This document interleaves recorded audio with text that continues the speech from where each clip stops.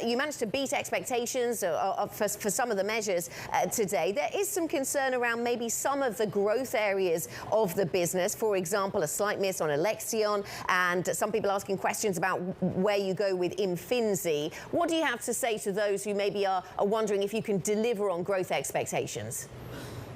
Good morning, Anna, and thank you for having me. It's a real pleasure to talk to you today. We had a tremendous first quarter with a growth rate of 60%, and sales reached 11.4 billion for the quarter globally. So really a great result.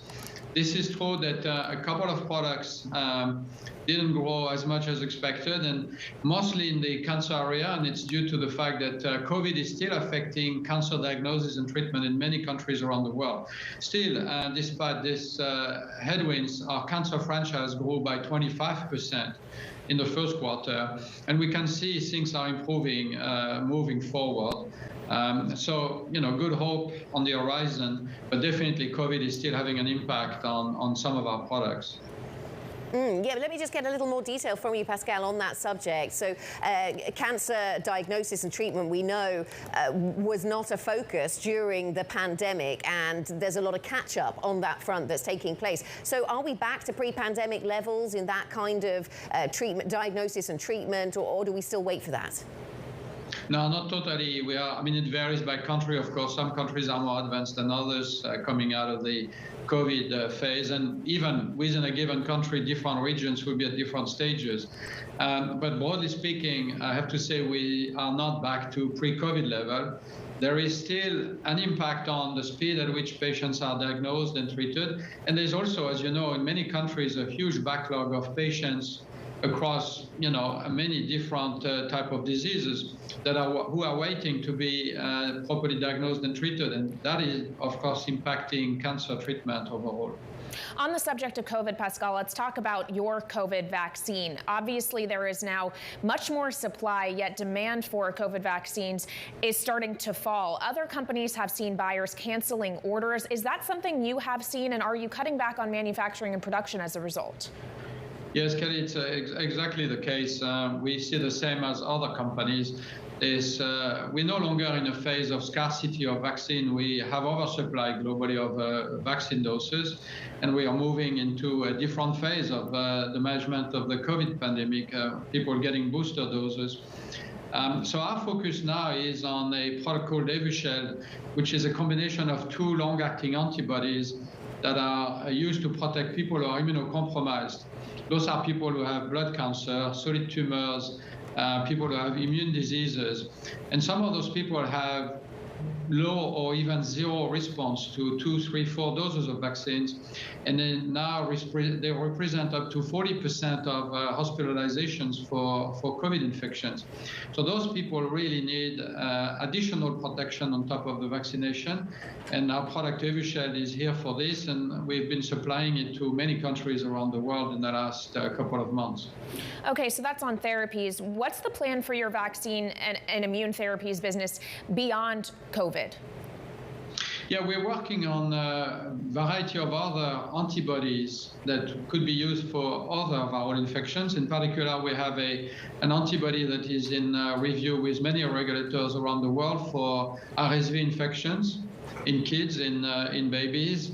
RSV, actually, this virus kills babies around the world, and this product is a one-shot injection for some of those babies who need to be protected. We're also working on antibodies for other viral infections. And on top of it, we're also looking at additional vaccines we could develop for other infections, but we are at the very early stage of looking at our long-term strategy there. Pascal, it's Creedy in New York. I want to stick with the COVID theme here and ask you about the lockdowns in China. How are they impacting your business? Yeah, it's a great question, actually. China is suddenly very much affected at this point by this COVID infection. There's about 30% of China that is now affected, either in lockdown or in suddenly what I might call semi-lockdown. So it's really impacting people and their ability to be diagnosed and treated. It's also starting to affect supply chains in Shanghai in particular, where our headquarters and our factories are located. supply chains are really impacted by COVID. So I hope that the government can quickly get control of this COVID pandemic and return to normal, because it is going to affect people in China, but I'm afraid it will also affect global supply chains. Let's stick with the China theme here. In the past, you've called President Xi Jinping a visionary. Do you still feel that way? How would you assess his leadership?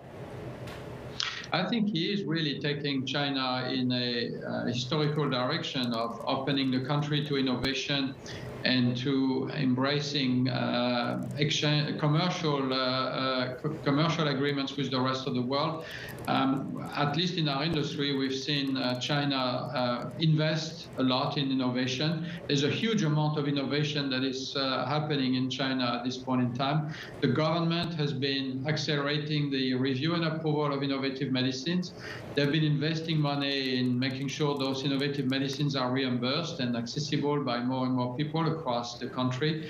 So clearly, we see China moving in the right direction. But of course, COVID has got in the way, and it's unfortunate that we cannot get back to a normal stage where we could go to China and commercial and have a normal collaboration with China, but moving in the right direction. Pascal, we've spoken to you for a number of years as the CEO of AstraZeneca, and I want to ask you about succession planning as a result. You said a few months ago that you're building up a strong pipeline of managers, including several who could one day succeed you. I wonder if how far succession planning has got at AstraZeneca.